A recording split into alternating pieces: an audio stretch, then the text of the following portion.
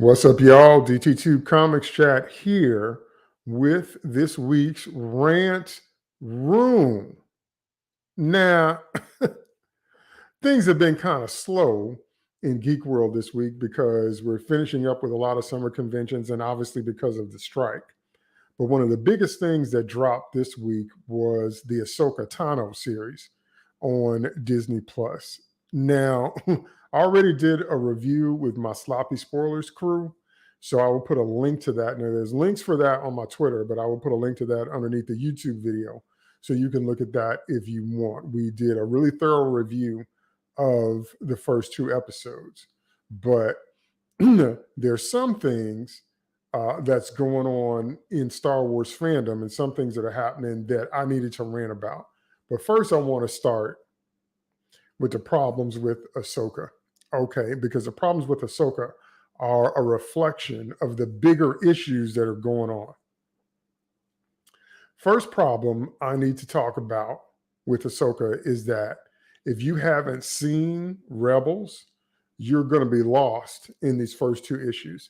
Because the first episodes, because the first two episodes are almost complete nostalgia. And they're really another season of Rebels if you just want to keep it 100% real. And there's nothing wrong with that.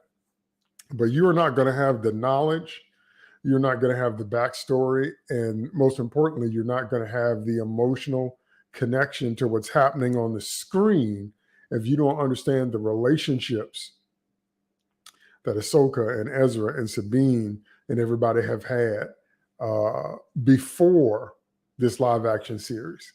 Okay, and that's a symptom of the larger thing that's going on. I'm going to get there in a minute. So that's what's going on, number one. Number two, what's going on is, Lord have mercy, does it drag? They even talk really slow when they're delivering their lines. Sounds like that, like it's just dragging. It felt like every line was coming through molasses. Every line was coming through mud. Every line was just heavy. You know how ice forms on power cables during an ice storm? It felt like that. It felt like just everything was weighed down. And I was just like, and so hard to follow, hard to keep up with what's going on when everybody is and they have to think and that kind of thing when they're talking like that, you know.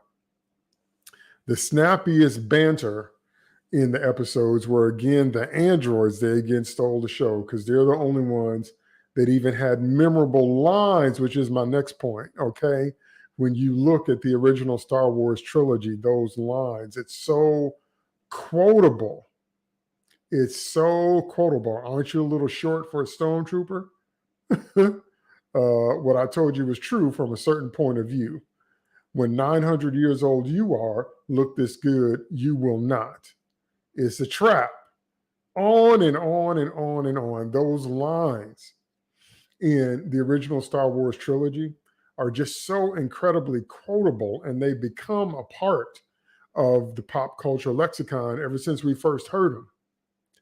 There are no quotable lines in Ahsoka except for when the android says to the general, because the general was saying she was all for, you know, going forward in terms of dismantling the android's head. And he said, of course you're for that. You're a hologram. That was funny. That's literally the only line I remember from the episodes. What happened to Star Wars quotability? What happened to Star Wars' ability to come up with a line that is so fresh, so unique, so fun, so memorable, just so dope until you can't get it out of your head, and it becomes a part of what you say every day or what you think in your head. You have failed me for the last time. Obi-Wan never told you what happened to your father. He told me enough. He told me you killed him. No, I am your father. What happened in moments like that? What happened to lines like that? There's nothing like that in Ahsoka. There's nothing like that in Ahsoka. There's nothing like that in Ahsoka. Okay? Then we have to move over to, and this is this is another thing that's going to bleed into the larger concepts I'm going to get to in a minute.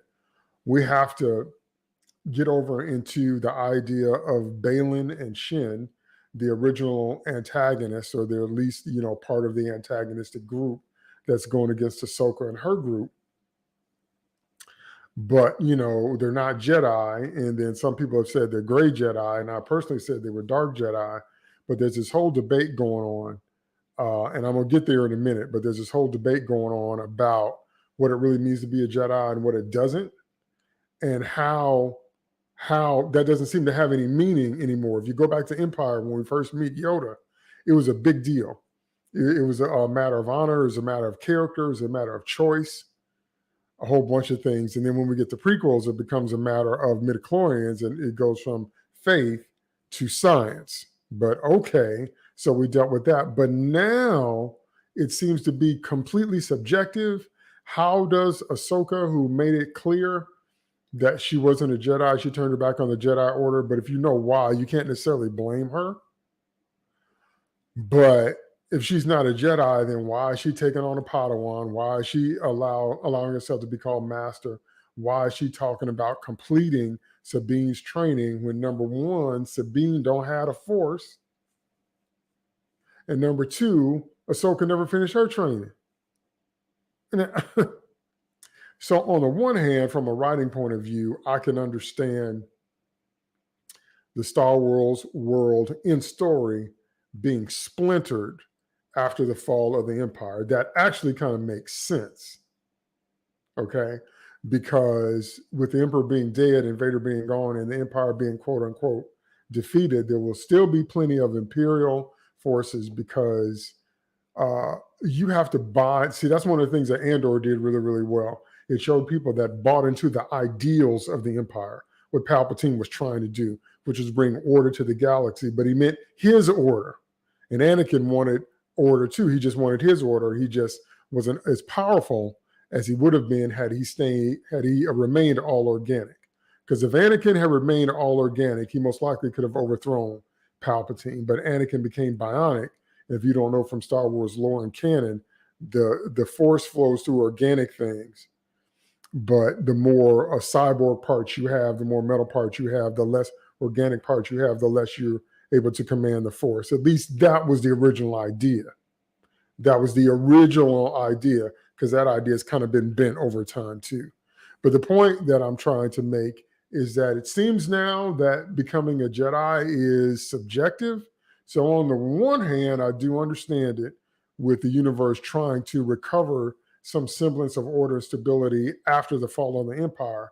But on the other hand, there has to be certain things that only an actual Jedi could do. And you know what one of those things is? Fully handle a lightsaber. You can turn on a lightsaber and you can wield it and you can use it like a laser sword or an energy-based sword, but you can't move it fast enough to block blaster bolts without the Force. Because the original idea is not only do you have Jedi reflexes, as they call them, but you have the ability to have premonitions about where shots are going to be. So you can see shots before they're fired at you, and that's how you get your lightsaber blade. So you are both precognitive enough to see the shots before they happen, and fast enough because of your Jedi reflexes to block said shots when they do happen. So that means if you're trying to pick up a lightsaber and you don't have the Force, you'll never get the most out of it, and you're as good as dead against an actual Force-sensitive user, against someone that's actually trained to use the Force, because those are different levels. It's like the difference between someone who has natural talent and then someone who has been trained. Like you can be a really, really, really fast runner, but you're not going to be able to compete on a world level at the Olympics unless you get training. You need a coach. That's the way I think about levels of Jedi and levels of Force users. So you can have, if you're on the midichlorian tip or wherever you are, you can have a certain level of natural talent, but you're not going to be able to go to the top of maximizing that potential. And you don't stand a chance against someone that has been trained. Do you follow all that? So now having a Jedi be completely subjective that you are or are not based on just what you say, and there's no bar and there's no standard and there's no trials, there's none of that, then what you are more accurately is just a force sensitive person, because there's no code that you're living by. There's no boundaries you're not supposed to cross. There's no way you are and are not supposed to use your force sensitive powers, and you can't maximize them on your own. Someone with a greater training and knowledge than you would have to show you how to maximize your force sensitivity, because you don't just have to manage your body, you have to manage your emotions. You don't just have to manage your choices, you have to manage your attitude.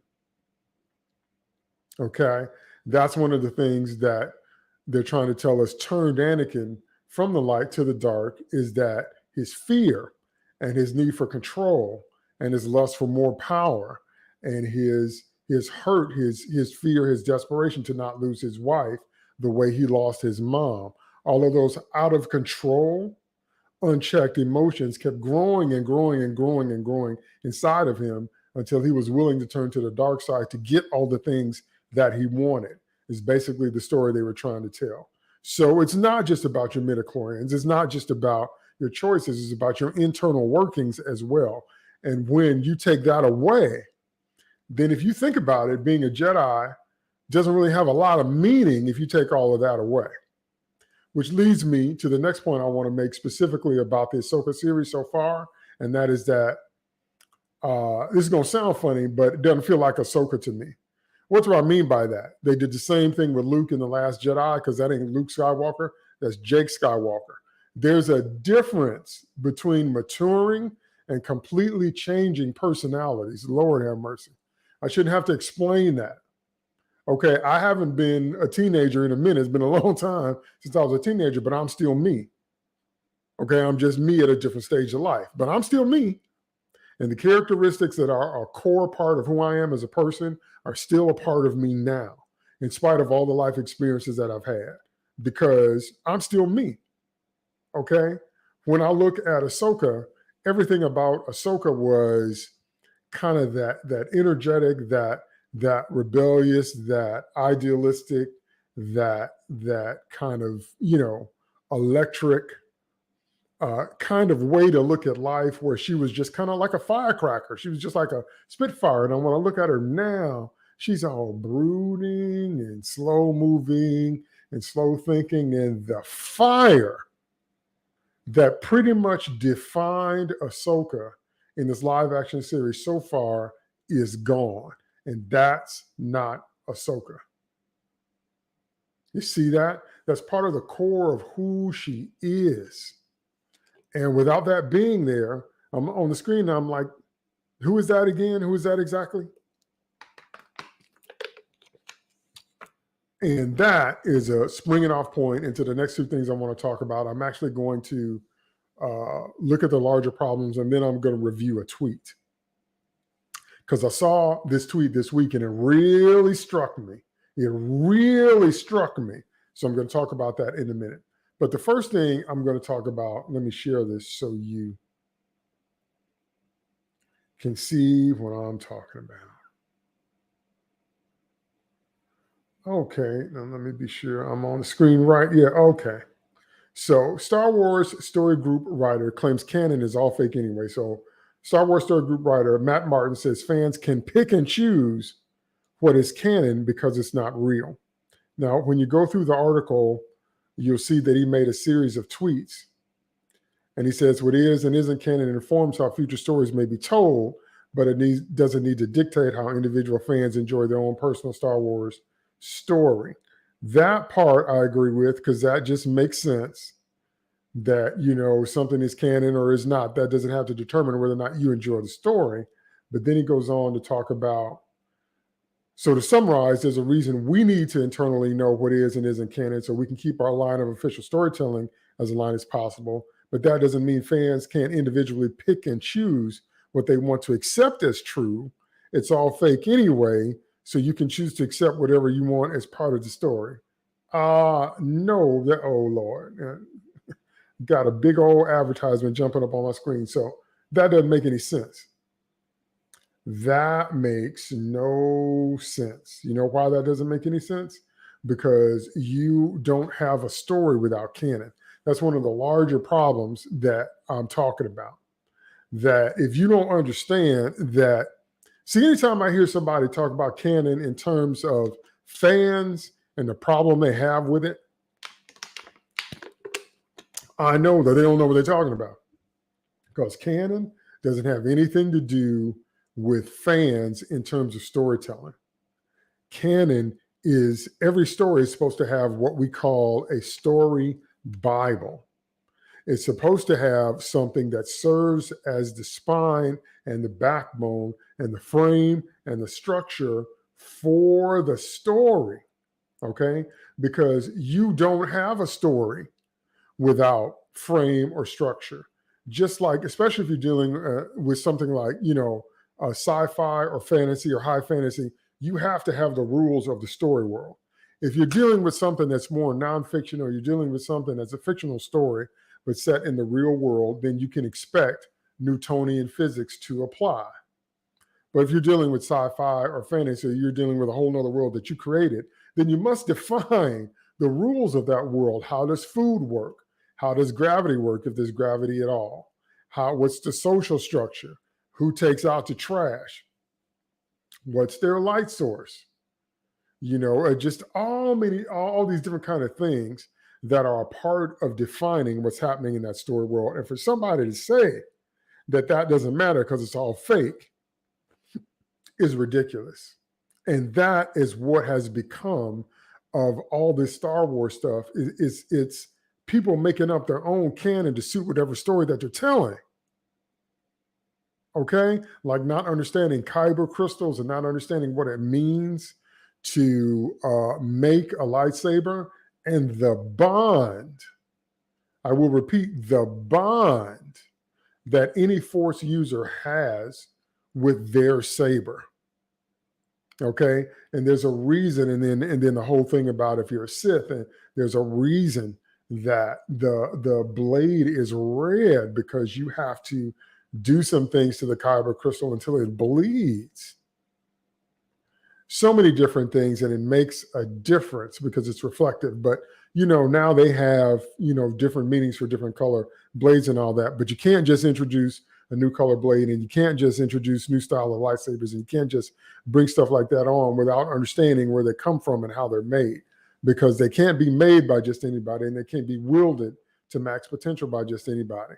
So I know there are a lot of people that hate the gray Jedi concept, and I understand why they hate it, because the Force was introduced to us as either light or dark, and everything about your choices pushes you towards one side or the other.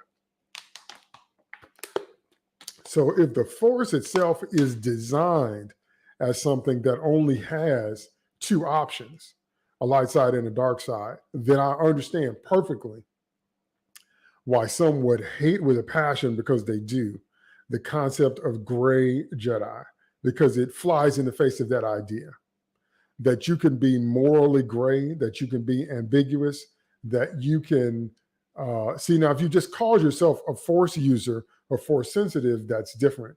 But if you call yourself a Jedi, then that means you will have made the choices to firmly root yourself in the light side. So I understand that people are saying that if we take that away and we make it more of a spectrum, and we give it more ambiguity, but you can still call yourself a Jedi. I understand completely why that enrages some people. Okay, just like the idea of what we see with Balin and Shin, I definitely think that they're dark Jedi, because it doesn't seem that they're Sith users per se, but he said we are no Jedi, and they obviously use the Force.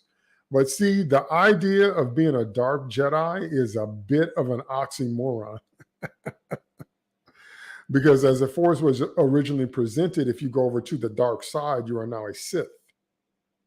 Okay, you are now a Sith. You're not a Jedi. And so all of that is mixed in the Ahsoka series, where it looks like canon has unraveled at its core, and it looks like canon has unraveled at its seams.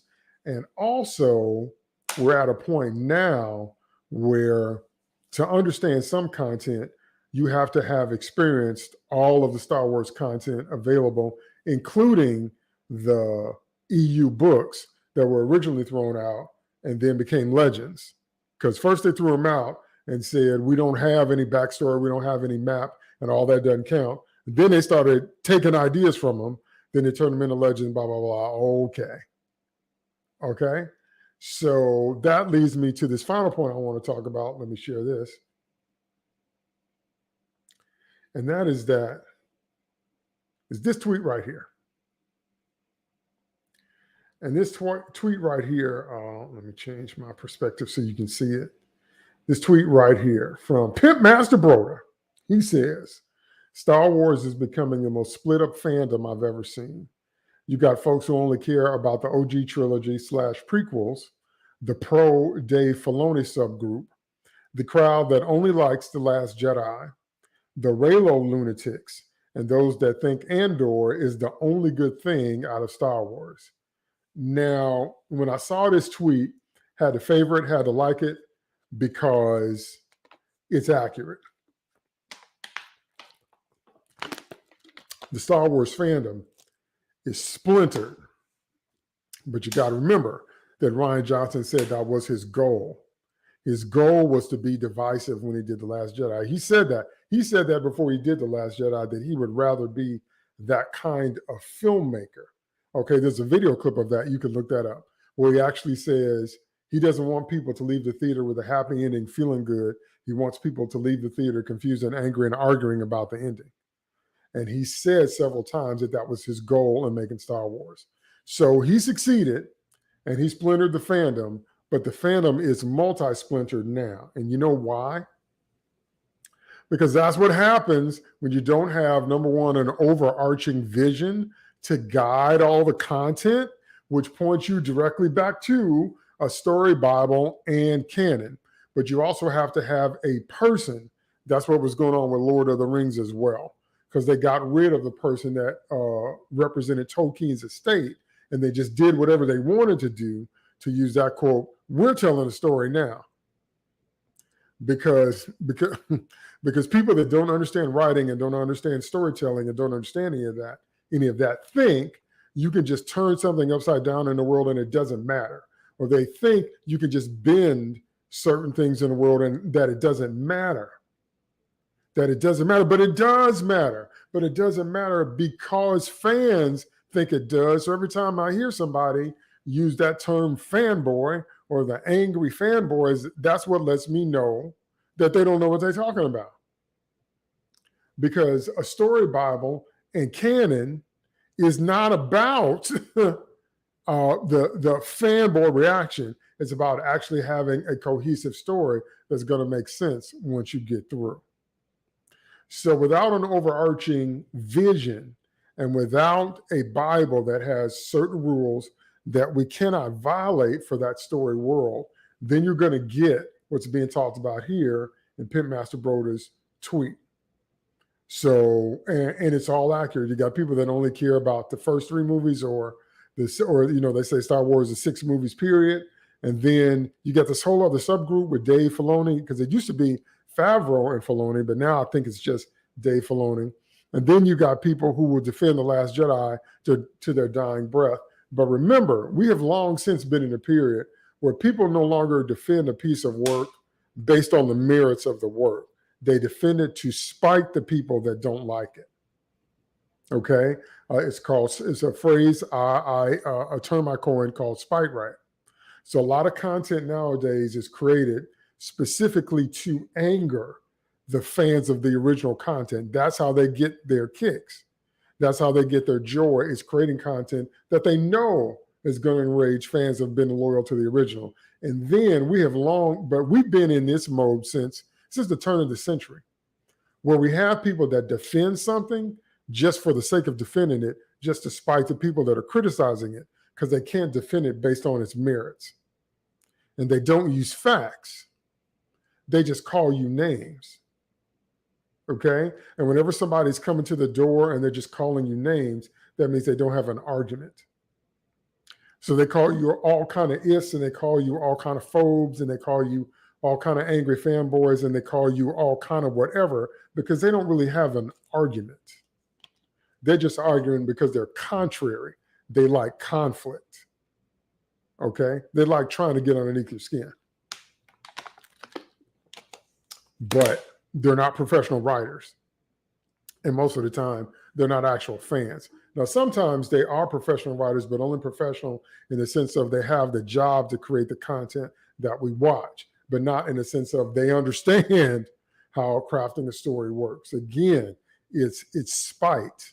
And so for at least 23 years, at least since the century turned, we've been in that zone where people were like, you can't criticize anything. Okay, it's what I call the phenomenon of a trophy for 13th place. Nobody's a loser now, everybody's a winner. And if you're in a race with 13 people and you came in dead last, but you're still a winner, no, you're not. Anybody that knows how to be a winner knows it's the pain of that loss and the grass in your teeth and eating the pavement that makes champions rise up and do better. But for 23 years now, we've had a whole entire thing where people are not going to defend something based on its merits. They're not going to defend anything based on any kind of objective criteria. The only defense will be, well, I liked it. The only defense will be, well, you're just a Easterphobe calling you in, and that don't mean nothing about nothing. That's why stuff like that doesn't bother me, because you have no argument. You're just name calling for what? And so without an overarching, without someone to guide the mothership, if you will, without somebody on the throne of the thing defining the parameters, then this is what it's always going to get into. And when you have people going in there just creating content, just kind of all willy-nilly, just saying it'll just mean what I need it to mean in the moment, what people like that either can't understand or don't want to understand is that when you do that, that undermines all of the previous content. It undermines everything. So I made a tweet this week and I said that if you're going to update something for modern audiences, and I'm getting to the point where I hate that phrase because we know what that means. We know what's coming when we hear the phrase, they're going to update it for modern audiences. We know that means that they're going to completely destroy everything about it that made it recognizable and turn it into something that only exists in name only. Okay. But if you're going to do something like that, you have to know which things to tweak. That's the difference between people that understand writing and storytelling and people that don't. For example, a lot of you may not know because it was a long time ago. They had a blonde Wonder Woman first. Kathy Lee Crosby was actually the first iteration of Wonder Woman on TV.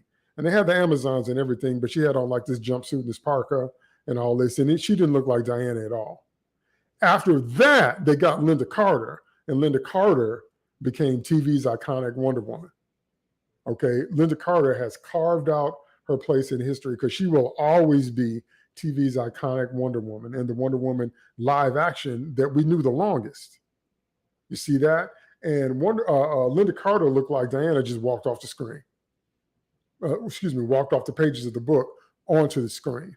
Just like Chris Reeves' Superman looked like Superman just walked off the pages of the book into the screen. Now, if you make Superman blonde, if you make him from some planet other than Krypton, if you make him have ambiguous morals, then that's not Superman. You see that? And so like my friend Shadewing said, I made a tweet about that this week too. It's a ship of Theseus problem. And what that means is that how much can you strip away the original construct, the original material, and replace it with something else before it becomes a different ship, a different boat? See, because it's not the same thing. And so when I see tweets like this, where we're talking about the way the fandom is splintered, to me personally, I just think that's one of the biggest shames in fandom. You know why? Several reasons why. Number one, because it's not necessary. It's not necessary to have everybody run around in their own little subgroups arguing about what the real Star Wars is if we had one unified vision. You can have your favorite piece of content, but it's not necessary, number one. Number two, I want you to, understand, if you're not old enough to remember, that it was a unified fandom that saved Star Trek. It was the fact that Star Trek fans would not let it go after the original series went off TV and kept writing letters and coming to conventions and kept showing up strong, unified. That's the reason we got all the rest of the Star Trek content that we did after the original series. You see that? The reason we eventually did get the Serenity movie, because once Firefly developed its fandom, now I'm not talking about Joss Whedon's character or stuff like that. I'm talking about his content right now, okay? Once Firefly found its audience, we love that show. We still love that show. You know, Brown Coats, She Can't Stop the Signal and all that. And so they were able to get a green light to at least make the Serenity movie. Because as you know, the Serenity movie was actually Firefly season 2, all rolled up into one film. So I'm saying it's unified fandom that makes a difference. That's why splintering fandom. See, how many times in life do you think you're going to get an IP that is loved by generations? Because it's also marketing 101 to know your audience. Because you know what lovers of all sci-fi, fantasy, all things geeky do? We teach our children. We take our kids to the movies. We buy our children comics. My father bought me comic books. That's what started me on this journey when I was 4 years old. Okay? And we pass on our love for these story worlds to our subsequent generations. So what that means is that if you have a successful sci-fi, fantasy, or geek IP, it means there's a greater tendency that generations of people will love it. Just let that hit. So when you splinter it, when you mess that up, when you spite right, when you do things like that, just to anger people, you're turning away not only the money you could be making in the present, but billions of future dollars. Let that hit. When you think it's funny to destroy canon, when you think it's funny to anger longtime fans, when you think it's funny to splinter fans just out of spite, just for the sake of doing it, not for a good, compelling storytelling reason, but just to enjoy the chaos, you're not just shutting down what you could have in the present, you're turning away billions of future dollars. How much sense does that make? How much sense? Is your spite worth all that? I say the nay. So in conclusion, the reason I wanted to do this rant room is because I saw some issues with Ahsoka, yeah, but they bleed into the larger issues. They bleed into the larger issues with fandom in general. And I have said it for years, it's something we need to address, because there's nothing wrong with moving a story forward. There's nothing wrong, see, because art is always a reflection of the time in which it's created. So there's nothing wrong with rooting a long-time IP in modern day, but you have to make some updates, you have to make some tweaks or whatever. But you got to know which things to tweak. If you don't know which things to tweak, it's going to be a mess and people are going to reject it. That's why every time they make Superman dark or gray, or they have him do something that's out of character, people reject it. People have a strong reaction to it because that's not Superman. But you say, but oh, you know about the early Superman comics? Yes, I do. And oh, he was much more thuggish. I know that. And oh, he did this and he did that. You know, I know that. But I'm talking about where the character has come to mean. Where the character has come to mean. So when you're trying to present something for modern audiences, not only do you have to respect and honor its origins, but you have to respect and honor its development to the point where the things that have refined its core, and not going back into that core and tearing all those things up and making it unrecognizable. Those are two different things. Those are two different things. Turning Luke Skywalker, which was the most optimistic person in the original trilogy because it was his belief in Anakin that brought Anakin back up out of Vader.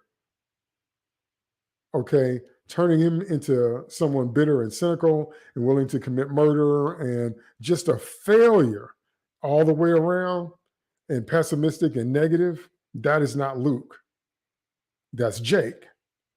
And that's my point. If we don't get away from this Luke and Jake thing, okay, then things are going to continue to splinter. And so it's up to fans, and you can call it gatekeeping. That's not what I'm talking about. You can call it whatever you want to call it, because I don't care what names you call me if you haven't figured that out by now. What I stand for is good storytelling. What I stand for is good writing. Okay, that's what I'm about. That's what I stand for. That's what I'm talking about. And so what I'm talking about is putting some respect on that idea, because it's necessary for us to create the content that we want. It's necessary for things to carry from generation to generation. And if you're, trying to commercially market a product, it's necessary for it to have max success. You see that? Don't belittle those things. Don't belittle unity. Don't be so quick to throw it away. Don't belittle canon. Don't listen to people that are not professional storytellers tell you that it doesn't matter. Yes, it does matter. Yes, it does matter. Yes, it does matter. All right, that's my rant room for today. Just wanted to get that stuff off my chest. Just want to let that out. So this is on Twitter. This is on my YouTube channel. This is on Facebook. For those of you that want to watch it later, thanks for watching me live. Thanks for those that are watching on the replay. Don't forget to like this video and share it as many places as you can. And don't forget to subscribe to my YouTube channel, DT2 Comics Chat on YouTube, and ring the bell so you know when I drop new content. All right? I'll talk to you in the next video.